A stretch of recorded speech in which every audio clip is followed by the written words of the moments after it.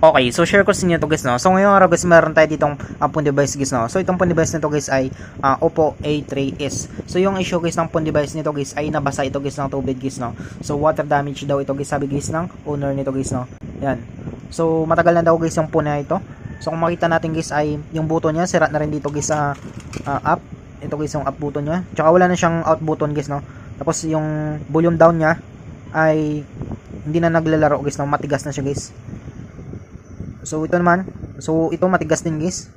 So medyo madami-dami guys yung ano nito guys, no. Papalitan natin ito. Tsaka yung LCD niya. Ayan. So check natin guys, no. So pinapa-check sa atin at gagawa na rin natin guys ng video ito guys. So hindi natin i-charge to guys, no, kasi nga pwedeng may masunog guys na pisa guys sa loob kapag charge natin or papanda rin natin to guys, no. So ang gagawin natin nito guys ay lilinisan natin ito guys yung motherboard nito, tsaka dito guys yung charging board nito guys, no. So subukan na natin guys kung try natin kung mabuhay natin ito. So simulan natin. So una natin gagawin, tanggalin natin guys yung SIM tray nya. So matigas na rin guys yung SIM tray nito. Yan. Yan, so meron pa siyang SIM card guys, no. So tabi natin yan. So dito guys, pwede kayong gumamit guys ng pang-opening tools nyo. So sa akin guys ay gagamit lang ako dito guys ng Coco guys, no. So papakita ko sa inyo guys kung paano natin buksan nito guys, no, gamit guys ng Coco guys. So simulan natin.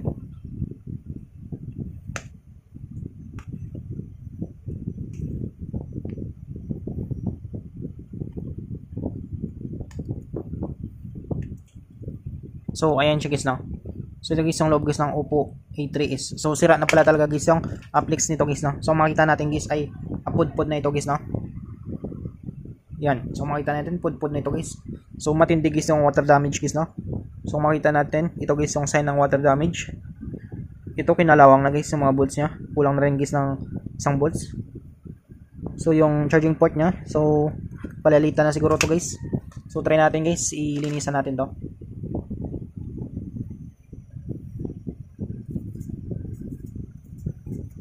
Yan. Sunod natin guys, buksan natin to guys, no. Check natin guys.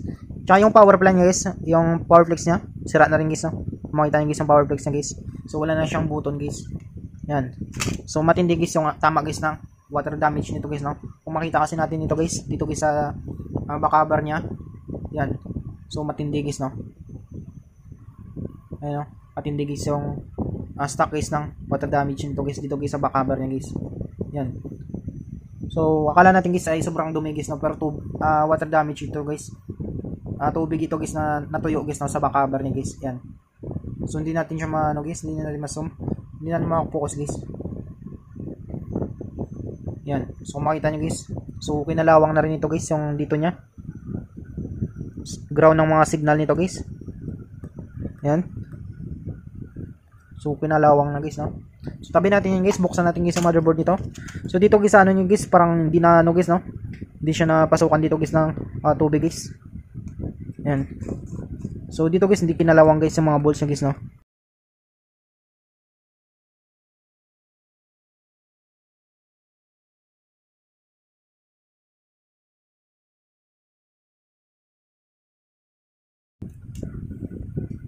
So kapag yung device nyo guys ay nabasa, ay maganda guys ay palinisan nyo agad guys, no? Pabuksan nyo agad para hindi dadami guys yung tama guys ng device nyo guys. Kasi nga kapag pabayaan nyo tapos ibabad lang nyo guys sa bigas, pwede magkaroon guys ng corrosion guys, no? So kalawangin guys yung mga pisa nya. So dadami guys yung ano guys, no, yung tama guys ng device nyo guys.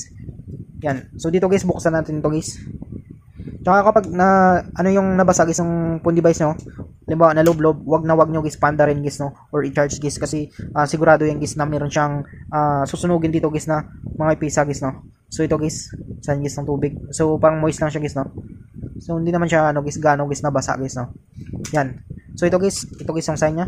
So ito basa guys. Yan. So ayan, basa. Tsaka dito moist lang. Nagkaroon ng moist. Yan, so basa yan siya guys. So check natin guys yung mga terminal niya. So una natin gawin dito ay bunutin natin guys yung flexible printed circuit nito guys ng battery niya guys, no. Yan. So check natin to guys. So tanggalin natin lahat guys ng IPC connector nito guys, no. Tsaka yung sa antenna nito.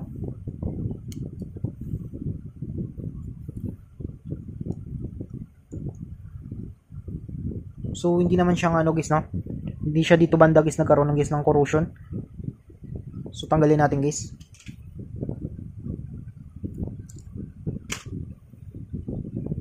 Yan. So check natin dito guys sa likod niya.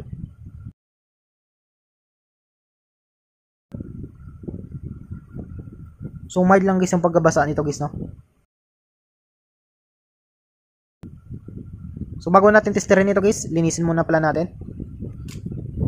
So linisin natin guys yung motherboard niya. So dito guys, gagamit tayo dito guys ng electronic liquid natin guys, no. So check natin guys yung ano niya dito, yung mga paa niya dito.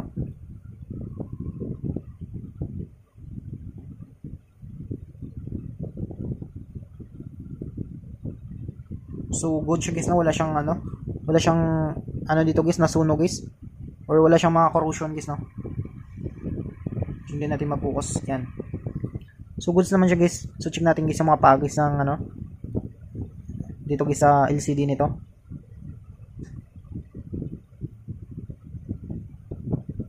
So goods pa guys, no. Wala siyang nabasa dito. So mild lang ito guys. So try natin. So linisin natin to guys.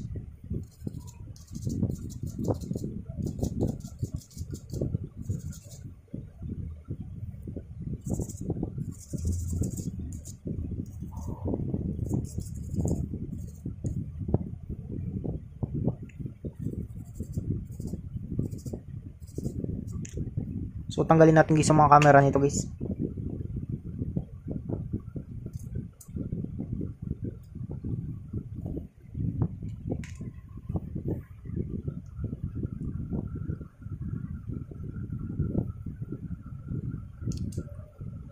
So dito guys banda guys ay nabasa rin siya guys, no. Dito guys yan. So naglumot-lumot siya guys. So linisin natin to guys.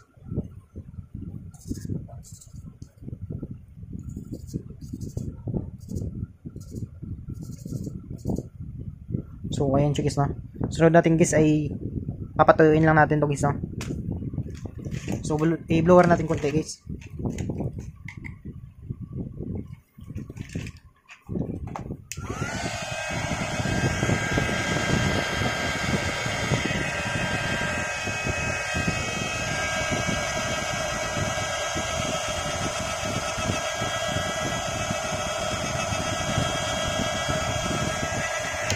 So ayan siya guys, no. So malinis niya guys. So natin guys, testerin natin. So check natin guys kung meron siyang shorted guys. So dito guys, analog tester natin guys, gagamit tayo dito guys ng times 1 guys, no. 150 meg with continuity dito guys. Ayan. So check natin guys. So positive sa positive tayo guys, negative sa negative. So dapat papalo ito guys. Yan, so makita niyo guys na pumapalo siya guys. So kapag biniliktad natin guys, dapat di siya papalo guys, no. Yan, so hindi siya pumalo. Ibig sabihin guys ay good board pa ito guys yung phone device nito guys, no. Kahit ganito guys yung mukha niya guys ng ano niya guys, yung housing niya guys, no. So kung makita nyo kasi guys yung housing niya, yan, sobrang ano na guys, parang tad-tad siya guys ng ano guys, no, nato yung tubig guys. Yan, so nagkaroon siya guys ng lumot-lumot. Yan, tapos yung ano niya guys, yung mga power flex niya tsaka mga volume flex niya ay sira na rin ito guys. So medyo madami-dami guys yung gagastusin nito guys ang mayari guys, no. So LCD, power flex, volume flex.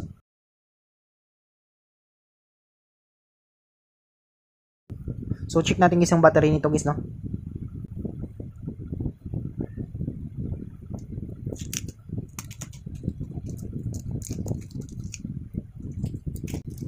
Yan.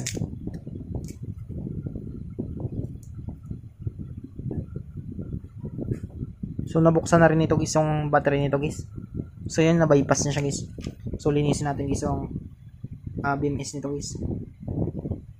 Sakaling merong ano dito guys, tubig guys na nagpasok, ay pwede natin siyang matanggal guys, no.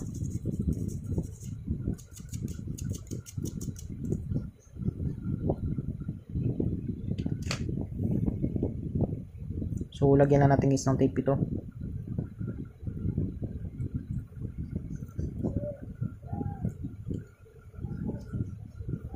Yan. testerin natin guys ang battery nito guys. So dito guys sa analog tester natin guys, gagamit tayo dito guys ng DCV guys, no, direct current voltage guys. So dahil 3.8 ito guys, gagamit tayo dito guys ng 10 guys, no. So check natin guys.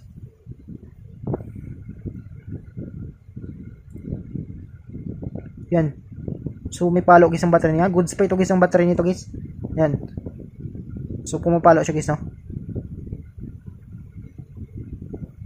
So 3.1. Yan. So pumapalo guys ang battery niya guys. Goods pa ito guys ang battery nito. So natin linisin dito guys yung charging board niya banda dito, or yung subboard guys. So tanggalin natin to guys, lahat guys sa mga bolts nito. So kinalawang na guys yung mga bolts nito guys, no.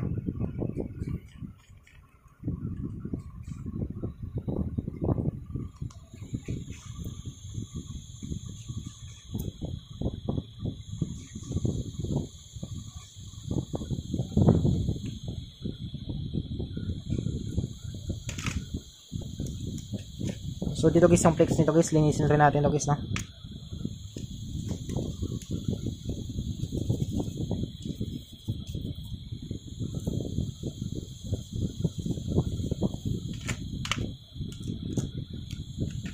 So tanggalin natin dito guys yung cover guys ng charging board niya, o yung subboard nito guys.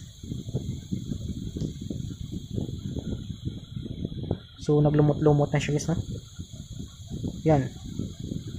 So kung makita nyo guys, kinalawang siya guys, no. So yung vibrator niya dito guys ay kinalawang na. So matindi guys yung ano nito guys, no. Yan. So tinanong ko dito guys kung ano siya, kung anong tubig guys nakabasa nito guys, no. So sabi lang naman dito guys ay hindi naman siya tubig dagat guys, no. So pag tubig dagat kasi ito talaga guys ay 50-50 talaga ito guys, no. So tanggalin natin ito guys yung main flex nito guys papuntang charging board. Ayan. So meron siyang kalawang guys, linisin natin. Meron siyang corrosion guys, na kung makita nyo guys, ito siya guys. Yan. So makita nyo guys, linisin natin yan. Pati yung flex nito guys, main flex. So tanggalin natin guys ang signal nito guys, no.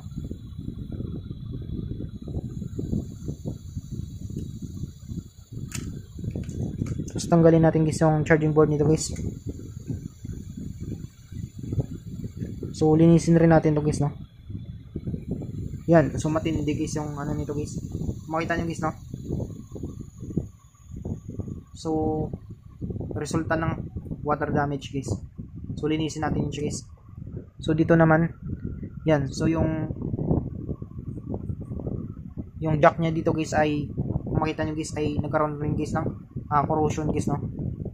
So kung makita natin dito guys, meron siyang, ito guys naglumot-lumot na ito guys. So linisin natin ito guys, no.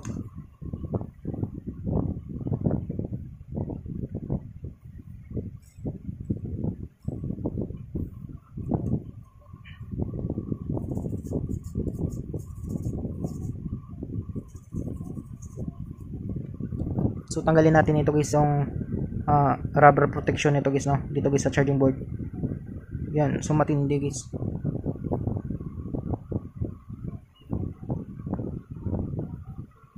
So hindi siya mabukas guys.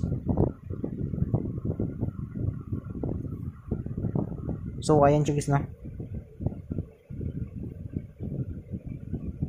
Ay, converted na pala ito guys yung ano nito, charging port nito guys.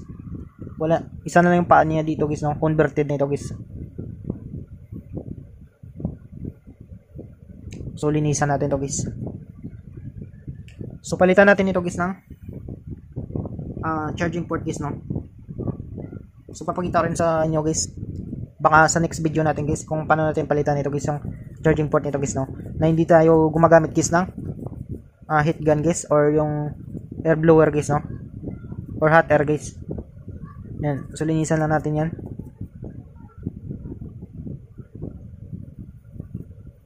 So check natin guys kung ano ito, kung goods pa guys ang charging board nito.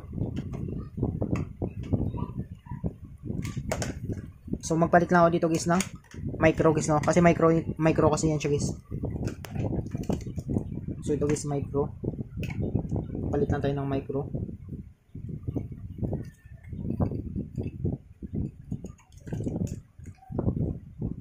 So check natin guys, no?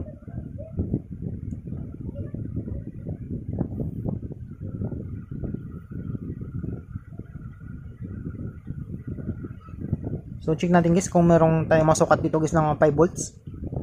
So direct current voltage pa rin tayo guys, no?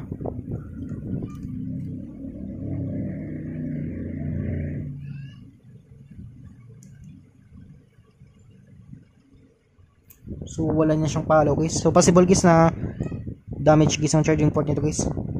So ayun siya guys na wala siyang palo guys. Makita natin guys yung analog tester natin. So wala na siyang palo guys. So papalitan natin ito guys ng charging port guys, no? Ayan. So ito guys, linisan muna natin to.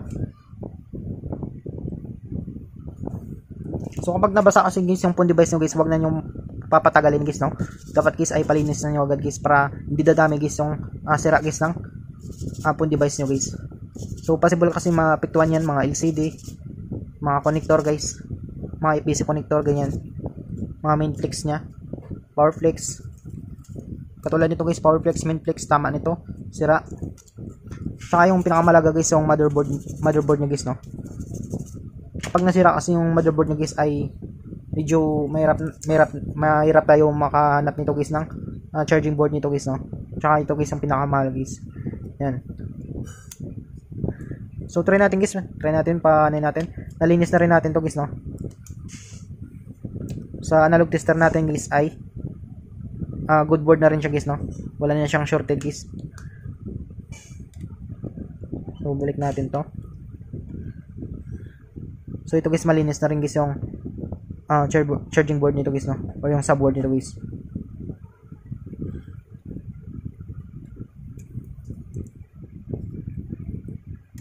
So balik natin guys.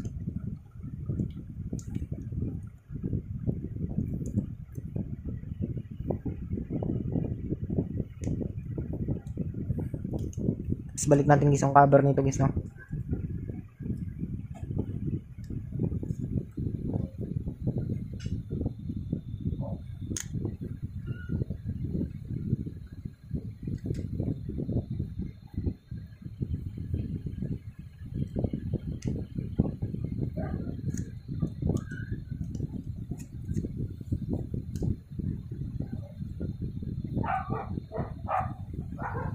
So yan siya guys, no? So natin guys, balik natin guys ang battery niya. So try natin guys paandar rin to guys, no? So battery shock muna natin guys ang battery nito guys. So meron kasi itong ano guys, no? Meron siyang laman nito guys. Pero battery shock lang natin guys para sure ball tayo guys.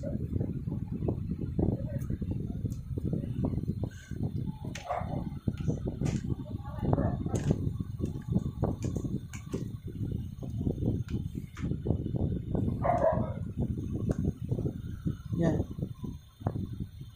0.7 guys yung ano niya guys, yung reading niya. So sa analog tester guys ay goods naman guys yung reading niya guys, no? So balik muna natin to guys yung ano nito. Yung camera nito guys, balik natin. So linisin na rin natin guys, no?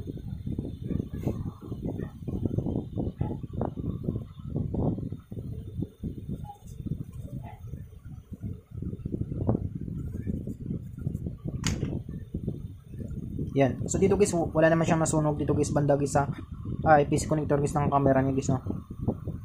Yan.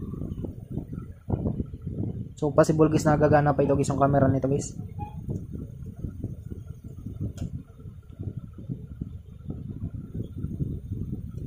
So balik natin guys, no? Yan. Tapos ito guys yung front camera niya guys. So linisin na rin natin ito guys, no?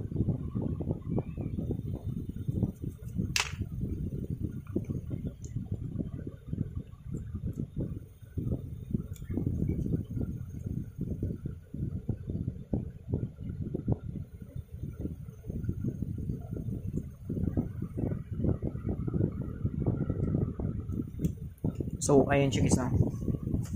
Sunod natin dito guys ay ano natin guys no. Salpak natin guys ang battery niya. So na-shock na rin natin to guys no. So tanggalin natin guys yung battery nito.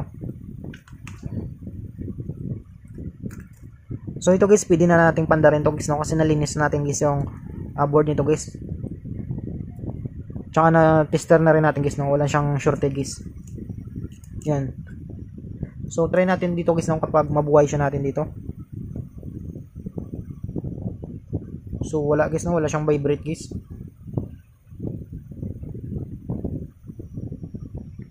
So wala guys no. So ulitin natin guys.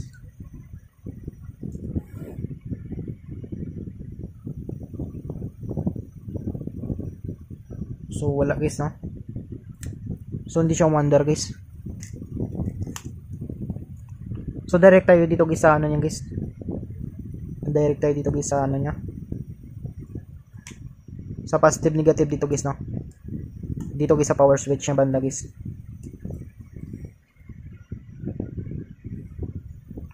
So hindi siya gagana guys no kasi nga yung ano niya, yung button niya guys ay sira guys no. So dito tayo direct tayo dito guys. So subukan natin dito i-force natin dito guys no. Yan, so nag-vibrate siya guys. So tingnan natin. Yan. So nag-under siya guys no.